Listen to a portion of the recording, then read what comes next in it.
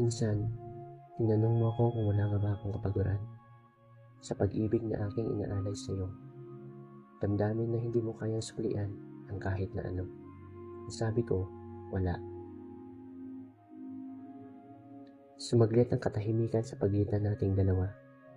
1, 5, 10 minuto. Wala akong narinig mula sa iyo.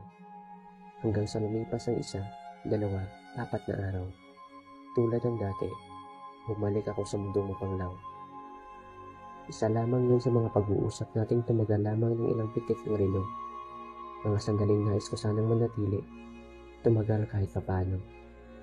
Mga sandaling nais ko sanang hindi lamang ilang panandali, ngunit pinahintulutan ng tadhanang manatili lamang sandali. Minahal kita, para sa akin sapat na yun. Kahit walang tayo, o kung ano lang ang meron.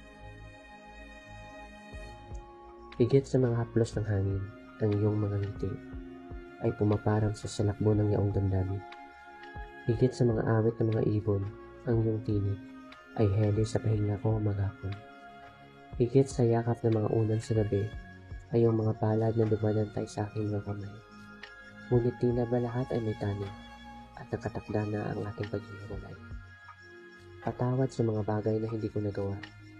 Patawad sa mga bagay na ginawa ko pero di mo naman hiningi. Patawad sa mga oras na sinayang ko para ka lamang makapili. Patawad sa aking mga pagpapahalaga sa iyong hindi mo naman hiniling.